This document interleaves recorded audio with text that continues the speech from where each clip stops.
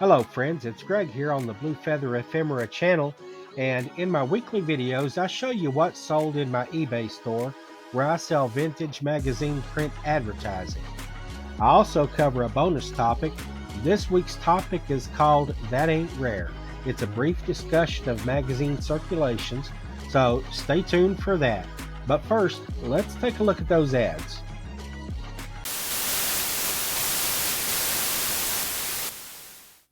All right, first we have an interesting advertisement from the Bell Telephone Laboratories. It's TWX. It's a teletype exchange service of the phone company. Here in the detail, you can see these operators are facilitating this exchange. And basically, what happens with teletype is you have a typist on one end, and instead of talking into a phone, that person's typing, and the typewritten message comes out on the other end. And it says it's an economical way to get the written word over the phone lines to the destination where you want it to go. Bell Telephone Laboratories. This was in Popular Science magazine, 1948, and for $12.77, this is going to Arizona. This is a beautiful, bright, full color, full page ad that ran in Life magazine 1956, and this is for the Ford company. In the detail of the picture here, it shows you a 1956 Ford Fairlane four-door Victoria, and it's on a mountain road. There's another car parked up there at a scenic overlook, but this is a car that was competing with the Chevys of the mid 1950s. You always hear about the 55, 56, 57 Chevy Bel Air and other versions of the Chevy, but you don't ever hear much about the Fords. But that's a good looking car right there. This ad says it has that hates to stand still look. I sold this for $14.77. It's going to Wisconsin. Here's an ad from Air Force Magazine, 1976, and this is for the Litton Company. Litton made missile components, including guidance and control systems, and without getting too deep into it, I'm going to mention just a couple of things you see in this advertisement here. Anybody that knows a little bit about the modern military weapons will know what a Tomahawk missile is. And then from the Boeing company, there's an air launched cruise missile that Litton provides internal components for. And then in an Air Force program, that SCAD stands for Subsonic Cruise Aircraft Decoy. In the early part of the 70s, what they decided to do is put some of these missiles on bomber aircraft like B 52s and B 1s, and then they would launch these as decoys and try to confuse enemy air defenses. That program was scuttled, but then the use of these missiles and this technology was resurrected in the late 1970s when they decided not to use them as aircraft decoys, but to actually use them as armament delivery. They started equipping these with nuclear warheads. So basically, it was a standoff nuclear warhead delivery system. But anyway, I don't think that lasted too long either. But Litton made the inertial guidance systems and internal computers that controlled them, and that was in the days right before the GPS systems came out, and you had satellite guidance and all of that. All of these things had to be able to compute their own speed and course and correct for different conditions like wind and barometric pressure and temperature and all that kind of stuff. Those inertial guidance systems got really detailed to put these warheads on target. But anyway, $14.77 sent this ad to a buyer in Nevada. Here's one of those examples of an advertisement where I only used a part of the advertisement image as the primary photograph of my listing. This ran in Woman's Home Companion 1937. It's a half page ad, and it's for the Metropolitan Life Insurance Company. The subject is diabetes, or as um, Wilford Brimley would say, diabetes. And the lady says, "Ride, I'd love to, but my doctor says to walk." When you look at the details of the ad here, it goes into some of the history of diabetes, research, treatment, health, diet, and all of that. But it mentions here that Dr. Frederick Grant Banning and his associates made a great discovery of a substitute for human insulin, and how that contributed to the treatment of patients with diabetes. You can send to MetLife for a free diabetes booklet, and this ad sold for $8.77. It's on its way to Massachusetts. Well, I've decided if I could find more Ouija board ads that life would be a little bit better. I sold one last week, and here's another sale. And the last one took about 2 months to sell, and this one took one day. Um, I was I was listing ads from this magazine on Friday, the 31st, and watching the Jiminy Flip It live show. I was listing while he was, and I put this one up for sale on eBay, and it sold the very next day. This is an ad from Parker Brothers, based in Salem, Massachusetts, and this ran in American Girl magazine, 1967.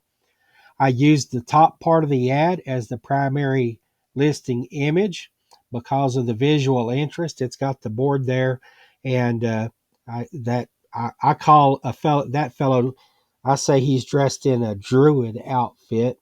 I guess there's a lot of names for it, but anyway, down in the detail of the ad, it talks about this Ouija board being possibly associated with mental telepathy or ESP or the subconscious. But anyway, it's all about fun. And this ad sold for $12.77. It's going to a repeat customer in Colorado. This ad ran in Saturday Evening Post, 1952. The company is Marathon Corporation, and they make packaging from pulp paper. It's a company based in Menasha, Wisconsin. And up here in the text, it talks about what the company does to make this packaging. And it says they take it from tree to finished product. Down in the bottom corner here, you can see basically they're taking you on an imaginary walk through the grocery store, from where you pick up the shopping carts here and you go up the various aisles of bread and dairy and meat and ice cream and all of that packaging. They can do anything that you need. But this ad sold for $16.77, and it's going back to Wisconsin.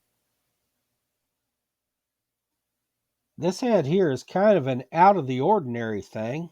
This ran in Life magazine in 1950, and the company being advertised is Lambertville Rubber Company, and the product is snag proof boots.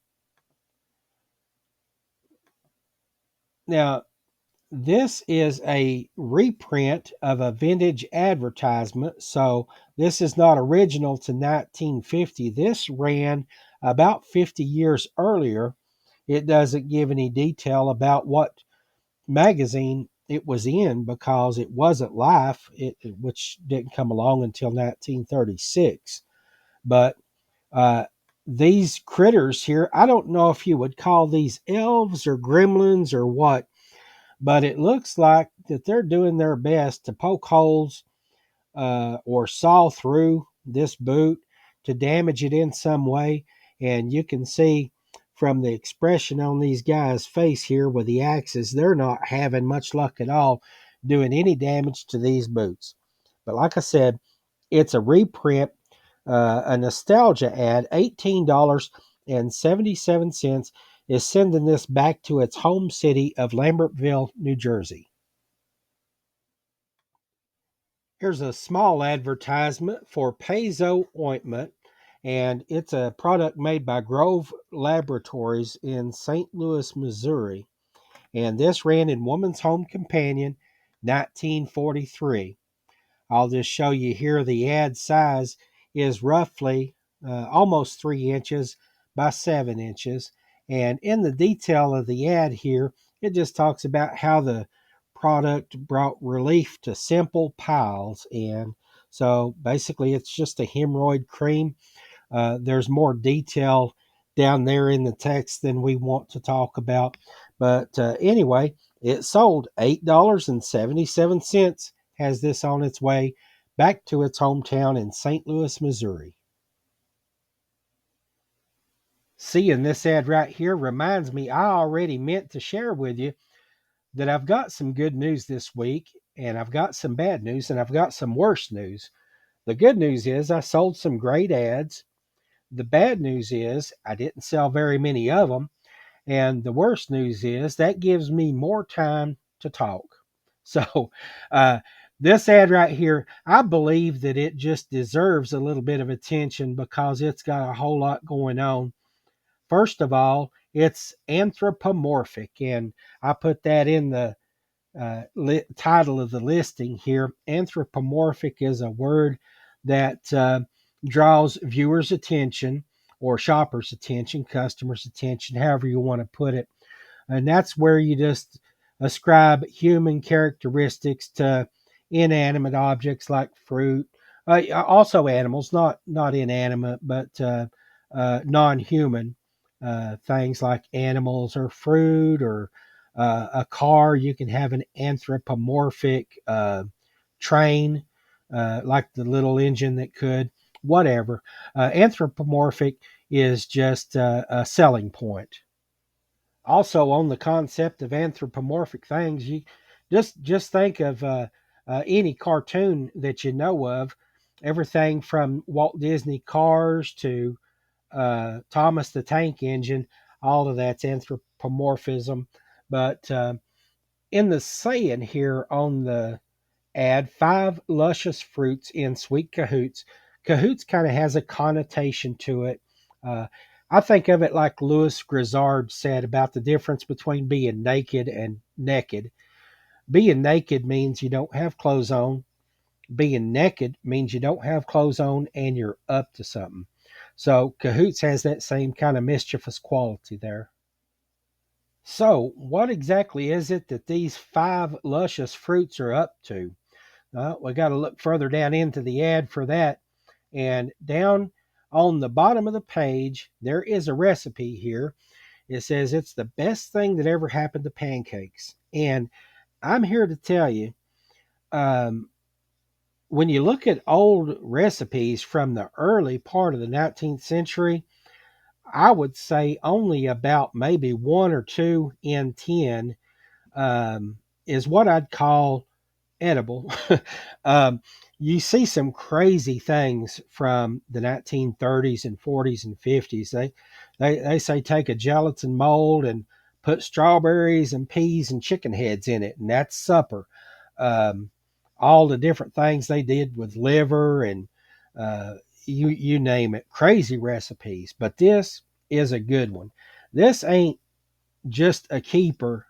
This is one that I think I'll be making on a regular basis. Now, I'd be tempted to turn this into a cooking show. I'm not going to do that, but basically, uh, what you're looking at on the screen here, and I would screenshot this if I was you. Um, Basically they've taken the fruit cocktail and they've thickened the juice or the syrup, and then they've added the fruit back to it, got it hot. They've made thin pancakes and rolled them up around a filling of orange butter, and then they've zested this with lemon rind. So sounds incredible. Tastes even better. Anyway, nice old ad. It ran in Ladies Home Journal, 1952, and $14.77 sent it to North Carolina. The ad on the screen right now has me thinking about my age, and It don't have anything to do with, my days as a younger man being out in a field with a shotgun and hunting dogs, nothing like that. That's not what it is. I'm thinking about my age because I'm looking at this and thinking I'm going to talk about a brace of pheasants. But first, I'm going to look up what a brace is because my whole life I've known that a brace of game means two. If you've got a brace of rabbits, you've got two rabbits. If you've got a brace of pheasants, two pheasants. And yet, before I put that on a recording and send it out there to the world, I've got to double check what a brace is. Same thing with this dog. I know it's an Irish setter. I know that there is a red and white Irish setter, and I know that there's the regular Irish setter that's all red. But before I talk about it, I'm going to look it up and be sure just because my memory is terrible. But anyway, the product here is Old Cabin Still Bourbon Whiskey, and this is a Kentucky bourbon. And this ad ran in Collier's Magazine, 1955, and I sold it for $12.77 to a customer in Iowa.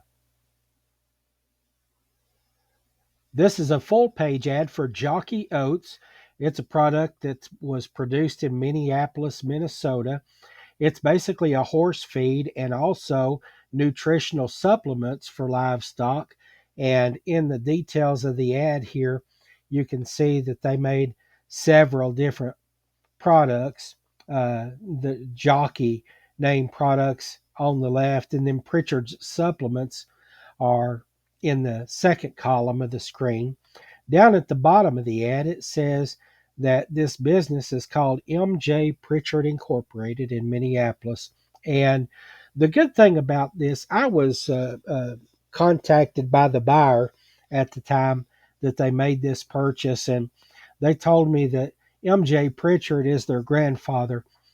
I mentioned it in one of my early videos that I love getting that kind of feedback from customers because this job is not only about, earning an income, but it's also about helping people establish or reestablish those connections to their heritage.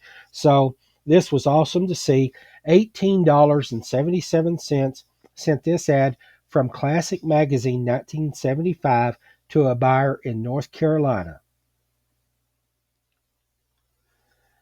My last sale of the week comes from Fortune Magazine 1930. It's titled Summer Fun in Hawaii. That's what the Hawaii Tourist Bureau calls this map that they published in that magazine. And it shows you all of the different things that you can see and do in Hawaii. Um, it's a honeymoon destination. You can, any kind of water activity, outrigger canoeing, surfing. You can visit the pineapple plantations. You can see the lava flow at the volcanoes on the Big Island. Um, all of this was more than 10 years before the attack on Pearl Harbor and more than 20 years before Hawaii's statehood. So, just some great history here. Fun to see. I sold this for $28.77. It's on its way to Oregon. Now for our bonus topic, which I called That Ain't Rare. This is just a discussion of magazine circulations, and I'm not an authoritative source on this. Just like everything else that I've talked about in bonus topics, I'm no pro. I'm just relating to you what I've picked up along the way, and I know just enough to be dangerous. But hopefully, if you have some curiosity about this, this will give you some ideas on how to research the topic.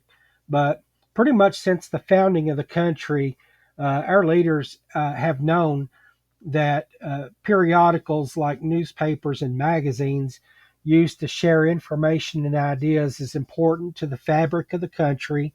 It's important to society. It's important for sense of community. It's important to education, and so on.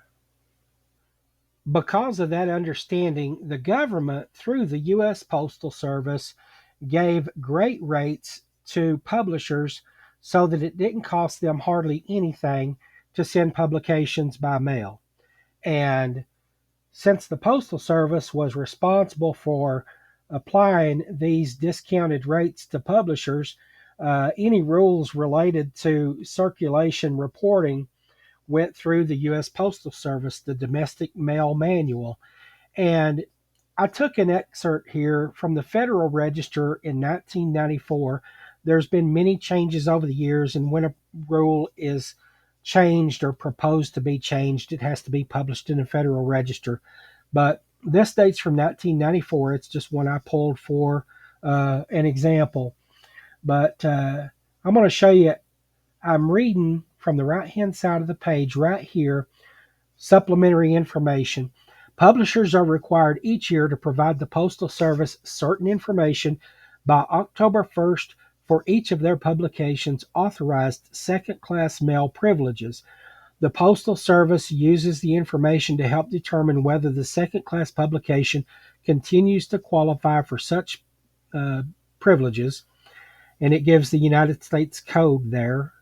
Publishers provide this information by completing PS Form 3526, Statement of Ownership, Management, and Circulation, and submitting it to the Postal Service. By following that rule, the publisher could continue to take advantage of being able to send magazines or newspapers for as little as a penny a pound or 2 pennies a pound. And I read some analysis that said that equated to about 1/17 of the cost of first class mail. So by reading that Federal Register, we know that there's a requirement to file a form to qualify for the cheap postage. And this is the form right here: Statement of Ownership, Management, and Circulation. What we care about is the circulation, of course, because we're talking about the rarity or the scarcity of ads. And on this form, the publisher puts the publication title, the frequency of the issue, whether it's a weekly or a monthly or whatever, the mailing address of the publication, the publisher's name, the editor's name, and the managing editor, owners of the publication. And then when you get down here to question 15, the extent and the nature of circulation. In modern times, and this is a 2014 form, I think this might be the most recent edition. It's got paid circulation by mail and outside the mail. So they want the circulation numbers that the publisher sends by the U.S. Postal Service, and also newsstand copies or copies that are disseminated in other ways, but they're paid subscriptions. And then in D down here, they want to know how many free copies are distributed, either by mail or outside the mail. And so they take those numbers, the paid circulation and the free or nominal rate circulation, they add all that together and they get the total copies of the magazines that are out there. So that goes to the U.S. Postal Service on this form. I hadn't planned to, but I guess I will. Go ahead and show page 3. Because this is a form from modern times, it also talks about paid electronic copies here on page 3. But as far as how far back this goes, I've worked with magazines back into the 1920s, and I know this applied to magazines from that period. And in the research, which ended up being a lot more labor intensive than I expected. But in the research, there was a lot of changes in the postal system between 1896 and 1912. I believe that the actual requirement that discloses some of this information to us probably ended up occurring during those years, before 1912, I'd say. So the question for us becomes, since there is a filing requirement for this, but it's on paperwork that goes to the post office, how does that help us? Obviously, if the post office compiled this information and published it and showed everybody what every magazine's ownership and circulation and publication schedule and all that, if that was in one central location, would be in high cotton, but it ain't. So you got to go looking for it. And as sellers, if we want to know, should we buy a magazine thinking that it's got low circulation, which means more scarcity and higher potential revenues selling ads out of it? Where do we go to find this information? The answer to that, unfortunately, ain't simple. Now, I didn't go there and read it to you, but the U.S. code that Federal Register mentions says that there is an annual requirement that the publisher of the magazine publish inside the magazine the statement of ownership, management, and circulation. Um, the filing requirement says that the Form 3526 has to be filed by October 1st of each year, and that's because October 1st is the beginning of the federal government fiscal year. And so shortly after that is when that statement of ownership, management, and circulation is supposed to be published in the magazine. If it's a monthly magazine and that filing was required by October the 1st, it ought to be in the December edition of the magazine. If it's a weekly or bi weekly magazine, then that statement should either be in the second November edition of the magazine or real close to it. But anyway, on the screen here, I've got a December 1979 issue of National Geographic. And so that filing was done before October 1st. Here is the December issue. And now here we are inside that magazine, December 1979 National Geographic. And this is the statement of ownership, management, and monthly circulation of the National Geographic. And it it goes down through there, sections A through G. But what we're interested in is B and C, where it talks about, uh, well, actually, E is mainly it. Total distribution, the sums of the paid circulation and the free distribution. And for National Geographic, the average in that year was 10,281,232 copies of this National Geographic. So for 1979, that's basically what, 35 years ago, um, 10 million copies of this magazine were out there. That's nowhere near what I'd call rare or scarce. However, that doesn't mean that all those magazines were kept, and that sure don't mean that sellers like you and me are deciding to list magazines from that year. So, in order to call something hard to find, rare, scarce, uncommon, whatever, you need to back up this research with what you're seeing in eBay listings and sold comps. Here's another success story looking for circulation data. This is the December 1967 issue of American Girl magazine. Incidentally, this is the one I was listing where I sold that Ouija board ad out of it. This I was listing this during the Jiminy Flip It show the other night. But here on the next screen, I'm going to show you the circulation data for this magazine.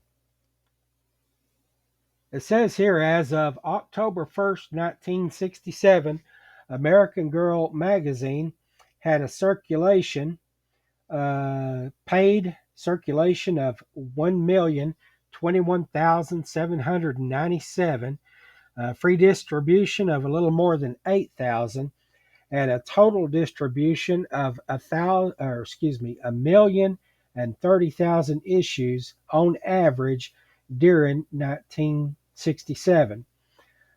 In the single issue nearest to the filing date, that was down 10,000 to 1,020,000 issues. But when you compare that 1 million issues of American Girl versus 10 million issues of National Geographic, that shows you that there's quite a bit of disparity between these publications. Now that I've shared a couple of successes with you, let me share a disappointment. This is an issue of The Open Road for Boys. It's a magazine I've talked about in recent months, and this one dates to December of 1945. I think by this year it was producing only 11 issues a year. They didn't publish in January, and later on they went to 10 publications a year instead of 12. But anyway, 1945, Open Road for Boys. Now, I want you to understand, here I am trying my best, and I found a couple of these, and I wanted to gather up a bunch of them so that I could just present a whole program of circulation numbers. But here's what I ran into with this Open Road for Boys magazine. Under number 5 here, right there, the fifth item in their statement of ownership, management, and circulation, it says the average number of copies of each issue of this publication sold or distributed through the mails or otherwise to paid subscribers during the 12 months preceding the date shown above is blank. And in parentheses, it says this information is required from daily publications only. So that was kind of like a na boo boo. They didn't want to disclose it, or didn't feel a need, or didn't have the number, or whatever it might be. But if they put it on the Postal Service form, it looks like they could tell us what it was, but they decided not to. And so I came up dry on this one. Now, I was happy about this one. This is Look Magazine, November 9th, 1937. And I was happy about this because they don't make you work for it at all. They put it right on the front cover here. I'm going to zoom into that. 2000 circulation. It's published every other Tuesday. So they're not ashamed of their numbers at all. And here it is right on the front cover. But check this out. When you get inside of this very same magazine, this is what you find. Up here at the top, let me zoom in just a little bit so that we can read it. It says statement of the ownership, management, circulation, etc., required by the acts of Congress of August 24th, 1912 and March 3rd, 33. There's where I got that 1912 from. So I believe magazines after 1912, there is a requirement for them to file with the post office. But then, let me see if I can get to the bottom of the page here. No, I'm going to have to zoom back out. Then, when you get down to the bottom of this page here and look at some detail down there,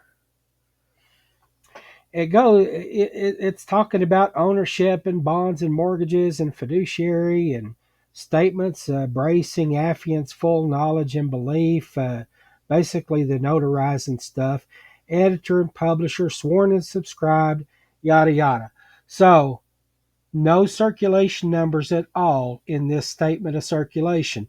So apparently they went by the rule too that they're not required to put it in there since it's not a daily publication. Why they would put it on the front cover and not here, I don't know. But when you're hoping to see it there and it's not, then that's disappointing.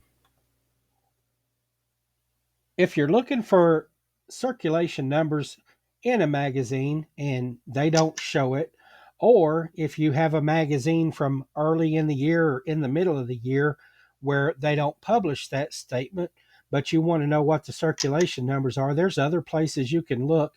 Here, I've brought up a Wikipedia article for Look Magazine, and in this Wikipedia article, go down just a little bit, and it has a whole section devoted to the circulation of the magazine.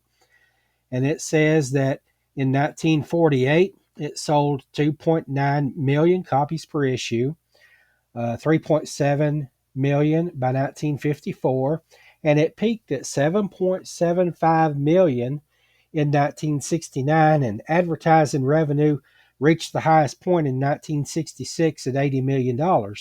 But when you go on down here, it says that Look ceased publication with its issue of October 19th, 1971, because it was the victim of a $5 million loss in revenues in 1970, with television cutting deeply into the advertising revenues. So basically, people were leaving the print magazines with their advertising dollars and investing that into television, since that was becoming the prevalent way to advertise in America in the 1970s. I'm going to briefly mention circulation audits in the context of the numbers of magazines in circulation. That's because a dishonest publisher might tell an advertiser, hey, 2.5 million people read our magazine. That's not circulation, that's readership. But when an advertiser pays dollars, they're interested in the number of physical copies of the advertisement and how many magazines there are going to be. 2.5 million readers might mean that they're only printing 800,000 copies of the magazine. And so that's a good sized disparity. There's an agency called the Alliance for Audited Media that helps advertisers be certain that their money is getting what they're paying for. But this on screen right now is a comparison of the definitions of circulation versus readership. And it says circulation is the actual number of copies of a magazine issue distributed.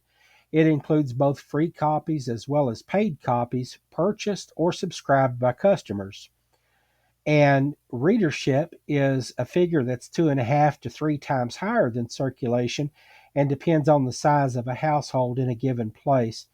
It refers to a figure that tells how many hands a magazine might pass through on average. All right, we've covered all of that to arrive at this. As resellers of physical print paper, magazine advertising that comes from these magazines, readership don't matter much to us. So I just, this image on the screen is just to help you remember not to confuse the two. But when you're looking for circulation numbers to help you figure out whether something was common, uncommon, rare, scarce, whatever words you want to apply. Um, there's a lot of difference between a magazine with a circulation of 13,000 issues and a magazine with a circulation of 13 million issues. There's no way to know how many were put into a box and saved or shoved into an attic, or how many are sitting on a shelf at grandpa's house. But when you combine a little bit of research, you can have some understanding of what might be out there. You can combine that with searches in sold comps for, the numbers of issues that have passed through eBay. You can look at listings and figure out if there are none available, or 2 or 25 of any given magazine available. And that will help you just know the market better. And hopefully it'll help you understand how to price your items for the best result for you. So there you have it. There's a address of the topic. That ain't rare. That's what I call it. And that's just an understanding of the magazine circulation topic. Now, as we always do, we're going to look at our wrap up screen. And this past week, I sold 12 advertisements for a total of $183.24. I did not have any matches of the surname of the buyer to the surname of a company or a person who was mentioned in the company ad. However, I did have one sell to a family member, and I could probably bet that the family member did a search based on the name of the company. So I didn't put a check in that box, but we're going to call it a maybe. I got 2 ads going back to the cities of origin. I got no international sales, but I also have 2 sales to repeat customers. I want to thank you for tuning in this week. And after you watch this video, after you've had a chance to digest the information, I hope there's something there that's helpful to you. And I hope you're eager to come and visit with me again next week. Thank you.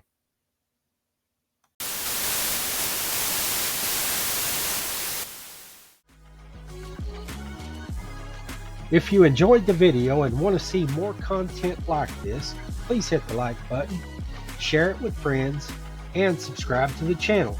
Also, leave a comment. I'd love to hear from you. Until next time.